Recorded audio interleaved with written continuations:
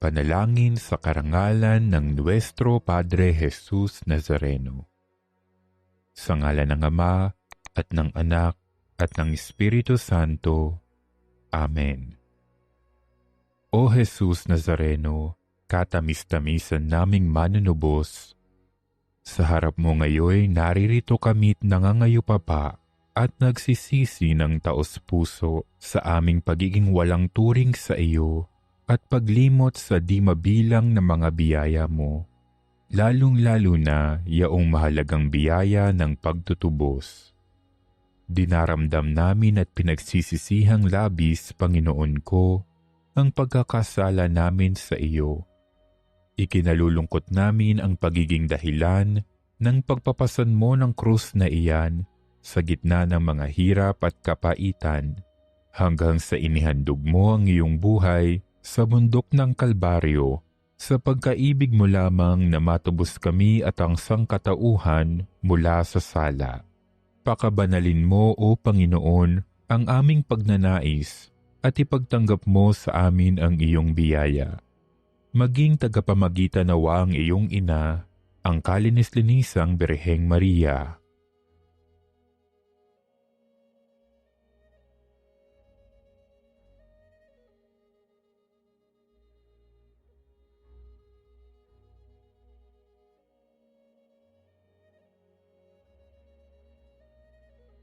Ama naming makapangyarihan, niloob mong akuin ang iyong anak, ang krus at kamatayan, upang ang sangkatauhan ay matubos at mabuhay.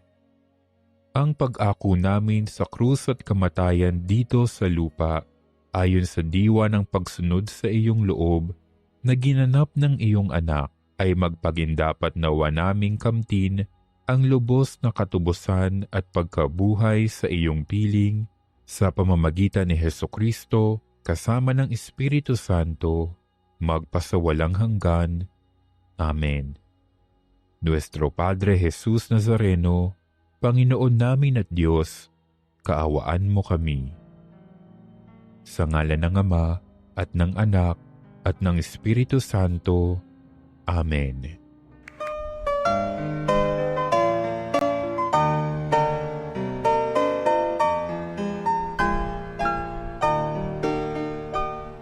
Nuestro Padre Jesus Nazareno, sinasamba ka namin, pinipintuho ka namin, aral mo ang aming buhay at kaligtasan. Nuestro Padre Jesus Nazareno, iligtas mo kami sa kamatayan, ang krus mong pinamatayan ay sagisag ng aming kaligtasan.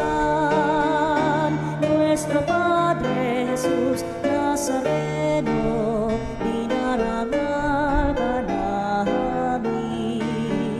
Nuestro Padre Jesus Nazareno, inulwalhati ka namin.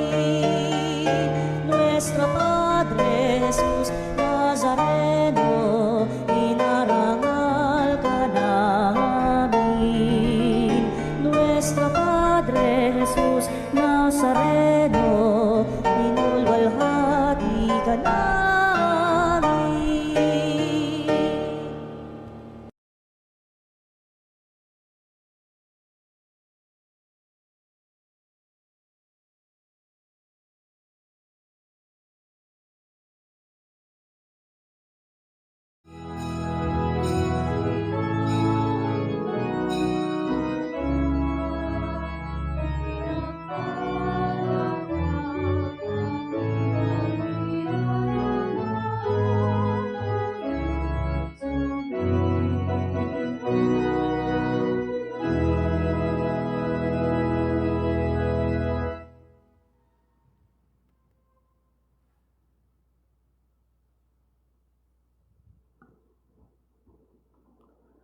Sa ngalan ng Ama at ng Anak at ng Espiritu Santo, Amen.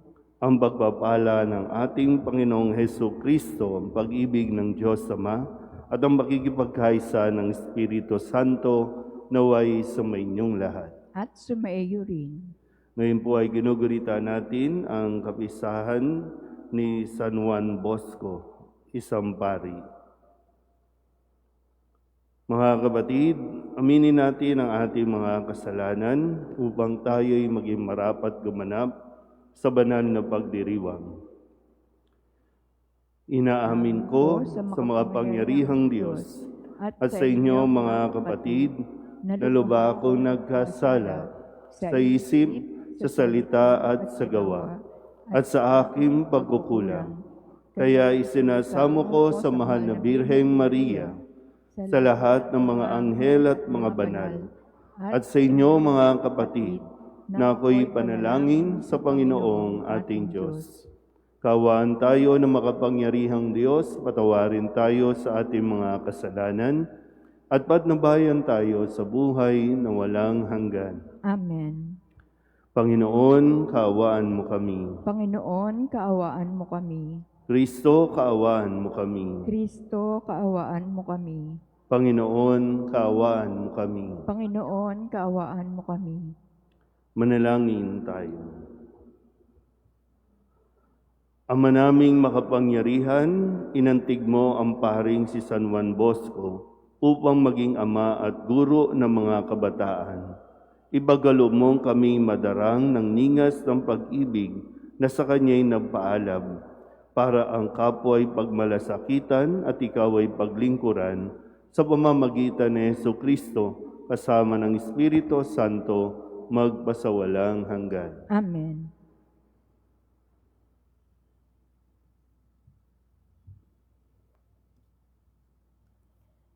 Pagbasa mula sa sulat sa mga Ebreyo. Mga kapatid, alalahanin ninyo ang mga araw na nagdaan, kung paanong kayo'y nagbata ng matinding hirap, matapos na kayo'y maliwanagan, ngunit hindi kayo nadaig. Kung minsan, kayo'y inaalipusta, pinahihirapan sa harapan ng madla, at kung minsan na may karamay kayo ng mga kasamahang pinahihirapan ng ganyan. Dinamayan ninyo ang mga nabibilanggo at hindi kayo nalungkot nang kayo'y agawan ng ari-arian, sapagkat alam ninyong higit na mabuti at mananatili ang kayamanang nakalaan sa inyo. Kaya't huwag kayong mawalan ng pananalig sa Diyos, sapagkat taglay nito ang dakilang gantimpala. Kinakailangan kayo'y magtiis upang masunod ninyo ang kalooban ng Diyos at matanggap ang kanyang ipinangako. Sapagkat kaunting panahon na lamang, hindi na magluluwat at ang paririto ay darating. Ang tapat kong lingkod ay nabubuhay sa pananalig sa akin. Ngunit kung siya'y tumalikod, hindi ko kalulugdan. Ngunit hindi tayo kabilang sa mga tumatalikod at napapahamak, kundi sa mga nananalig sa Diyos at sa gayoy naliligtas. Ang salita ng Diyos. Salamat sa Diyos. Nasa Diyos ang kaligtasan ng mga matuwid at banal. Nasa Diyos ang kaligtasan ng mga matuwid at banal. Umasa ka sa Diyos ang mabuti gawin at mananahang kang ligtas sa lupain. Sa Diyos mo hanapin ang kaligayahan at ang pangarap mo'y iyong makakamtan. Nasa Diyos ang kaligtasan ng mga matuwid at banal. Ang iyong sarili sa Diyos mo ilagak. Pag nagtiwala ka't tutulungang ganap. Ang kabutihan mo ay magliliwanag, katulad ng araw kung tanghaling tapat. Nasa Diyos ang kaligtasan ng mga matuwid at banal. Ang gabay ng tao sa kanyang paglalakad ay ang Panginoon nang upang maligtas. Sa gawain niya ang Diyos nagagalak, kahit na mabuwal, siya ay babangon, pagkat ang alalay niya'y Panginoon. Nasa Diyos ang kaligtasan ng mga matuwid at banal. Ililigtas ng Diyos ang mga matuwid. Iingatan sila pag nanliligalig. Ililigtas sila't kanyang tutulungan laban sa masama, ipagsasanggalang, sapagkat sa poon nangungubling tunay. Nasa Diyos ang kaligtasan ng mga matuwid at banal.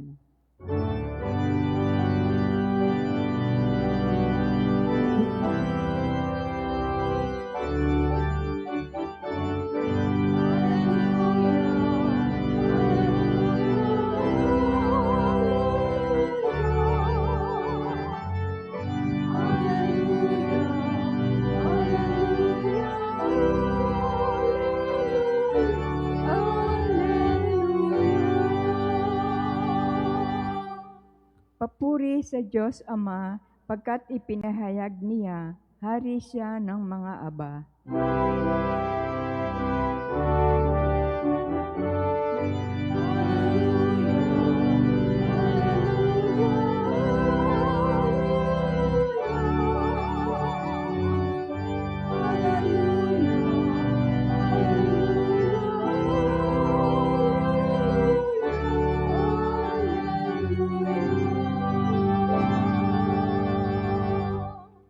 Sumainyo ang Panginoon. At sumaiyo rin. Ang mabuting balita ng Panginoon ayon kay San Marcos. Papuri sa iyo, Panginoon. Noong panahong iyon, sinabi ni Jesus sa mga tao, ang paghahari ng Diyos ay maitutulad sa isang naghahasik ng binhi sa kanyang bukid. Pagkatapos niyon, magpapatuloy siya sa kanyang pang-araw-araw na gawain. Tutubo at lalago ang binhi nang hindi niya nalalaman kung paano. Ang lupay siyang nagpapasibol at nagpapabunga sa mga pananim. Usbong muna, saka uhay, na pagkatapos ay mahihitik sa mga butil. Pagkahinog ng mga butil, agad itong ipagagapas sapagkat dapat nang anihin. Sa ano natin iahambing ang paghahari ng Diyos? Sabi ni Jesus, anong talinghaga ang gagamitin natin upang ilarawan ito? Tulad ito ng butil ng mustasa na siyang pinakamaliit sa lahat ng binhi. Kapag natanim na at lumago, ito'y nagiging pinakamalaki sa lahat ng puno ng gulay. Nagkakasanga ito ng malalabay, ano pat ang mga ibon ay nakapamumugad sa mga sanga nito. Ang salita'y ipinangaral ni Jesus sa kanila sa pamamagitan ng maraming talinghagang tulad nito, ayon sa makakaya ng kanilang pangunawa. Hindi siya nangaral sa kanila nang hindi gumagamit ng talinghaga, ngunit ipinaliwanag niya ng sarilinan sa kanyang mga alagad ang lahat ng bagay. Ang mabuting balita ng Panginoon. Pinupuri ka namin, Panginoong Hesukristo. Isang magandang umaga po sa inyong lahat. Magandang umaga din po, Father. Ngayon po ay Biyernes ng ikatlong linggo sa karaniwang panahon at sa tulong nawa ni San Juan Bosco, John Bosco, ay atin pong maunawaan din ang mensahe ng ating pong mga pagbasa sa araw na ito. Sa unang pagbasa sa aklat o sa sulat sa mga Hebreo, ang paanyaya sa atin, katulad ng mga naunang Kristiyano, sa ating pagtitiis ay tatamuhin din natin ang gantimpala. Yung pagtitiis na manatili sa kabila ng mga pag-uusig, sa kabila ng mga problema na atin pong nararanasan, na tayo po ay patuloy na manalig kay Jesus, na siya rin namang nagtuturo sa atin na sa ating ebanghelyo sa tungkol sa kung paano maghahari ang kaharian ng Diyos. Narinig ninyo, katulad ng talinghaga ngayon, si Jesus ay gumamit din ng talinghaga ng mga hasik. Sa karanasan po ng mga magbubukid noong mga unang panahon, ang paghahasik ay talagang pagsasaboy ng binhi. Wala pang machine, wala pang mga AI, wala pang mga robot. Talagang pag naghasik ng binhi ang mga magsasaka, saboy kung saboy. Ganun ang sinasabi at pinapaalala sa atin na araw-araw ang Diyos ay naghahasik, hindi ng kasamaan, kundi ng kabutihan, naghahasik ng grasya. Kaya lang, ang grasyang ito ay kadalasan nakadepende rin nga sa disposisyon ng tao kung paano niyang tinatanggap ang mga biyaya na binibigay sa kanya ng Diyos. Ang biyaya ay nandoon din sa anyo ng mga salitang ibinibigay sa atin naman ni Kristo. Yung kanyang mga turo na sinasabi niya na kung ito ay matanim, tayo bilang mga recipient, tayo na bilang mga lupa na tumatanggap ng salita o ng binhi, kung tayo ay nasa tamang disposisyon, ito ay tutubo, magbubunga, at lalago. Sabi nga po, tig 100, tig 60, tig 30. Kaya napakahalaga lagi na sinasabi sa atin, ang may pandinig ay makinig. Kasi doon talaga natin mauunawaan ang mga paalala sa atin ni Jesus, ang paalala sa atin ng Diyos. At sa ganito din, mauunawaan din natin na may prosesong ginagawa ang Diyos sa atin.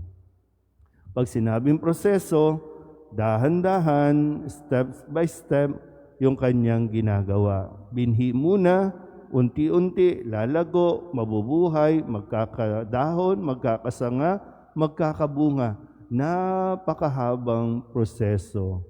At kasabay na niyan ang napakahabang pasensya na ibinibigay ng Diyos sa ating lahat. Kadalasan gusto natin instant, Pag nagdasal tayo ngayon, agad-agad dapat sagutin. Dapat solve na lahat. Pero ang ginagawa ng Diyos, sa kanyang karunungan, marami pang itinuturo sa atin bago natin maranasan o bago natin marating yung pinakaasam-asam natin na inihiling natin naman sa Diyos.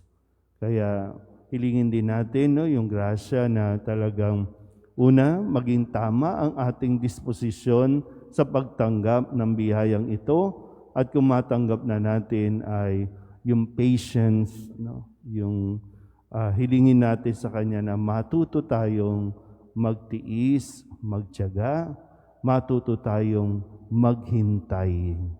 Sa dulo, tatamuhin din natin ang kaligayahan na hinahanap at inaasam-asam natin. Amen.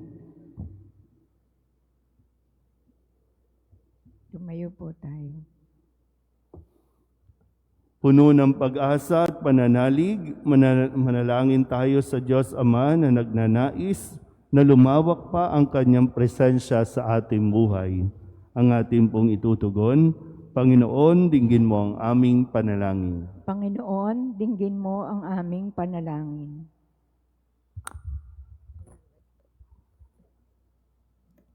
Ang ating simbahan naway patuloy na umunlad at maging simbolo ng katarungan, pag-ibig, katotohanan sa daigdig.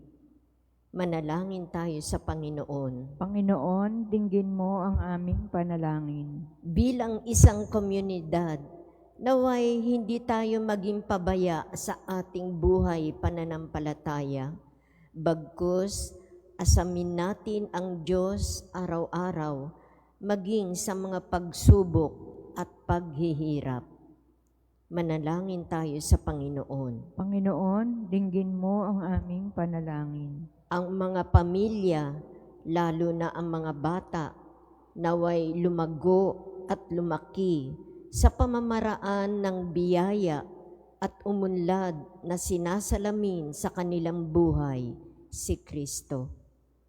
Manalangin tayo sa Panginoon. Panginoon, dinggin mo ang aming panalangin. Ang mga may sakit naway lumakas sa pananampalataya sa pamamagitan ng kanilang pagbabahagi kay Kristo ng kanilang mga pagtitiis. Manalangin tayo sa Panginoon. Panginoon, dinggin mo ang aming panalangin. Ang ating mga mahal na yumao, naway anihin nila ang bunga ng kapayapaan, kaligayahan at katahimikan sa kaharian ng Diyos. Manalangin tayo sa Panginoon. Panginoon, dinggin mo ang aming panalangin.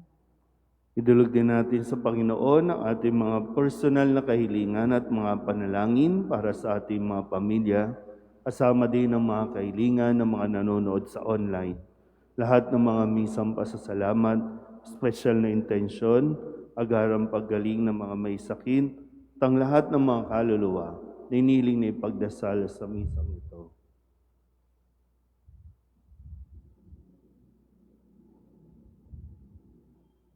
Ang lahat ng ito iniling namin sa ngalan ni Kristo ang aming Panginoon. Amen.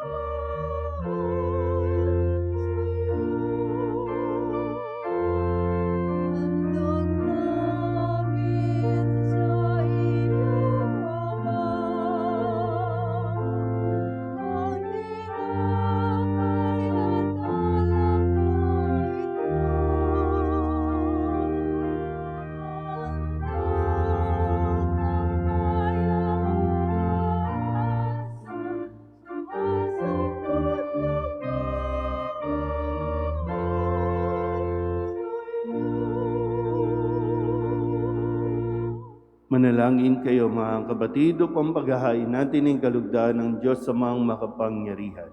Tanggapin nawa ng Panginoon itong paghahain sa iyong mga kamay, sa kapurihan niya at karangalan sa ating kapakinabangan at sa buong sambayanan niyang banal. Ama naming lumikha, dumudulog kami sa iyong kadakilaan upang ang kapangyarihan mong ipinahayag sa paghahain ng mga alay para gunitain ng mga banal ay magdulot sa amin ng pakikinabang sa kaloob mong kaligtasan sa pamamagitan ni Jesucristo kasama ng Espiritu Santo magpasawalang hanggan. Amen. Sumainyo ang Panginoon. At sumaiyo rin. Itaas sa Diyos ang inyong puso at diwa. Itinaas na namin sa Panginoon. Pasalamatan natin ang Panginoong ating Diyos. Marapat na siya ay pasalamatan. Ama naming makapangyarihan, tunay ngang marapat na ikaw ay aming pasalamatan sa pamamagitan ni Jesucristo na aming Panginoon. Ngayong si San Juan Bosco ay pinararangalan sa pamumuhay niyang totoong uliran at pagiging maaasahan sa panunungkulan, kaya't si Jesucristo na maaasahan sa katapatan ay inihahayag sa pangangasiwa sa sambayanan. Ang malasakit ng mga ulirang tagapangasiwa noon ay nagpapatuloy magpahanggang ngayon sa mga panalangin kanilang iniuukol, kaysa ng sambayanan mong dito'y nagtitipon. Kaya kaysa ng mga anghel na nagsisiawit ng papuri sa iyo, na walang humpay sa kalangitan, kami nagbubunyi sa iyong kadakilaan.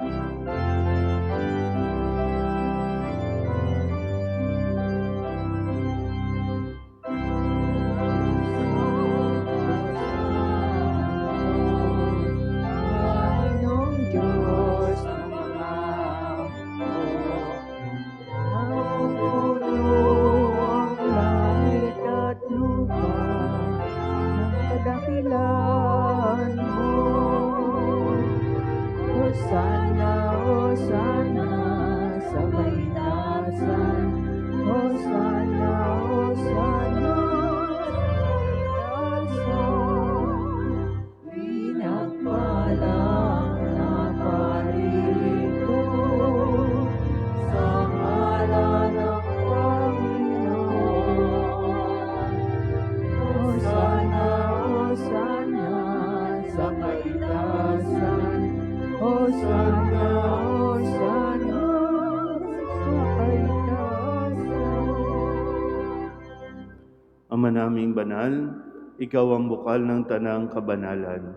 Kaya't sa pamamagitan ng iyong Espiritu, gawin mong banal ang kaloob nito upang para sa aming maging katawan at dugo ng aming Panginoong Hesus Kristo.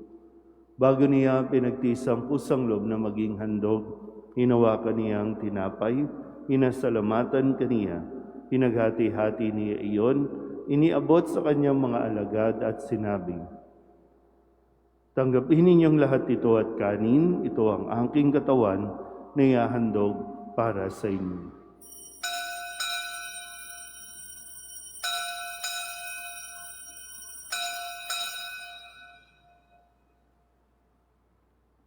Gayun din naman nang matapos ang hapunan, hinawakan niya ang kalis, muli kaniyang pinasalamatan. Iniabot niya ang kalis sa kanyang mga alagad at sinabi, "Tanggapin ninyong lahat ito at inumin. Ito ang kalis ng aking dugo, ng bago at walang hanggang tipan. Ang aking dugo na ibubuhos para sa inyo at para sa lahat, sa ikapagpapatawad ng mga kasalanan. Gawin ninyo ito sa pag-alaala sa akin."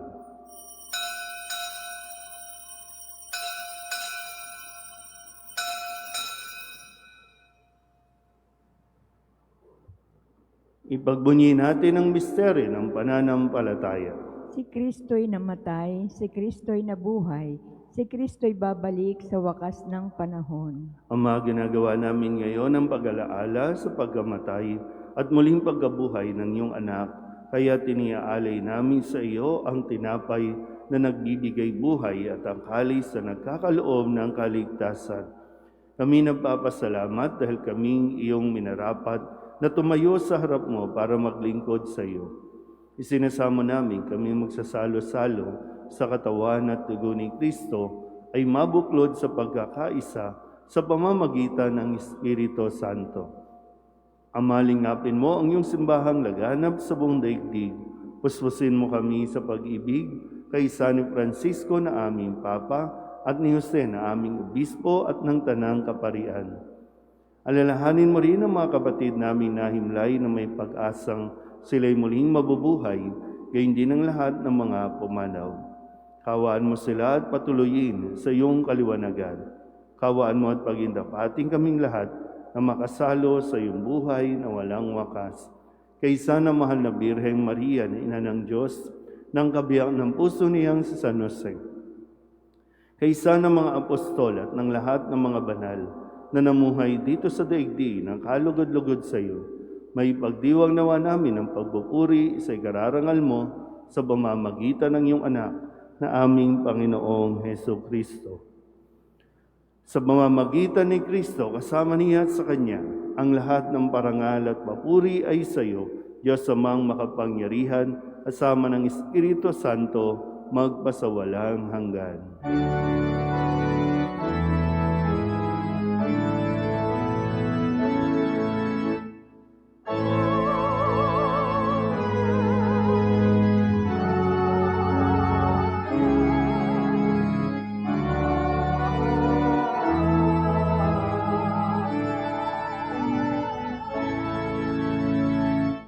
sa tagabili ng mga nakagagaling na utos at turo ni Jesus sa Panginoon natin na Diyos, ipahayag natin ang lakas loob.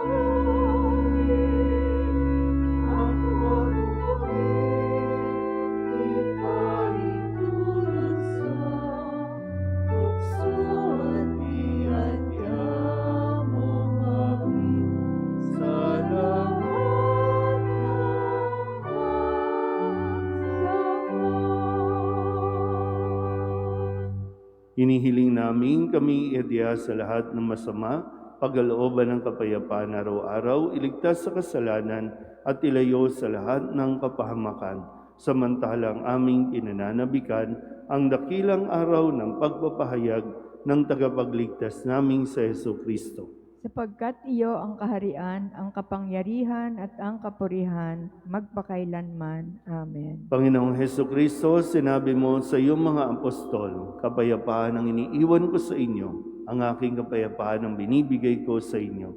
Tunghayan mo ang aming pananampalataya at huwag ang aming mga pagkakasala. Pagkalooban mo kami na kapayapaan at pagkakaisa ayon sa iyong kalooban, kasama ng Espiritu Santo, magpasawalang hanggan. Amen. Ang kapayapaan ng Panginoon ay laging sumainyo. At sumaiyo rin. Magbigayan po tayo ng kapayapaan sa isa't isa.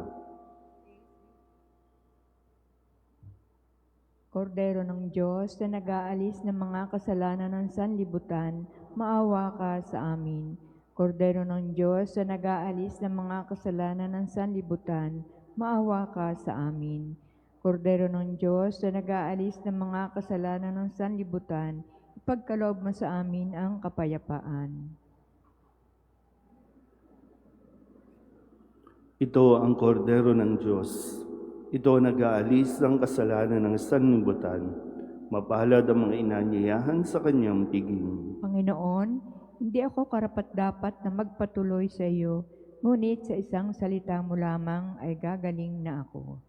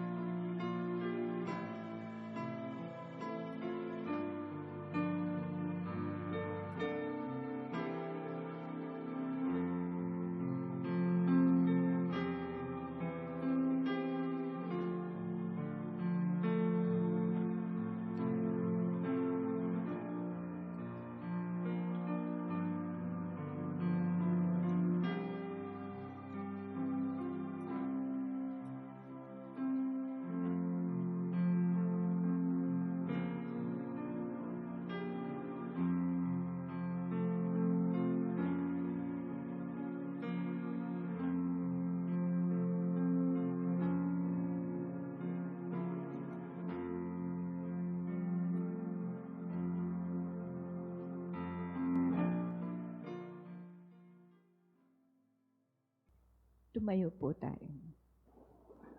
Manalangin tayo. Ama naming mapagmahal, gawin mong kaming nagsipakinabang ay lubos na makasunod kay San Juan Bosco sa pagkauliran, sa katapatan sa iyo at pagmamalasakit sa kapwa-tao. Sa pamamagitan ni Jesucristo, kasama ng Espiritu Santo, magpasawalang hanggan. Amen. Sumainyo ang Panginoon. At sumaiyo rin. At pagpalain kayo ng makapangyarihang Diyos, Ama at Anak, at Espiritu Santo. Amen. Tapos ang banal na misa, humayo tayo sa kapayapaan ni Kristo. Salamat sa Diyos. Magandang umaga po.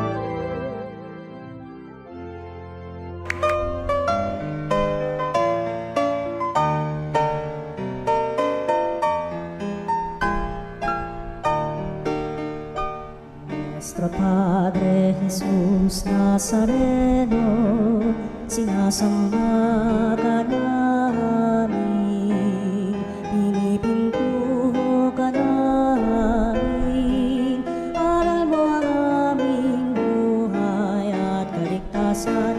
Nuestro Padre Jesus Nazareno, iligtas mo kami sa kamatayan, ang krus mong pinamatayan ay sagisag ng aming kaligtasan. Nuestro Padre Jesus Nazareno, dinarangal ka namin. Nuestro Padre Jesus Nazareno, inulwalhati ka namin.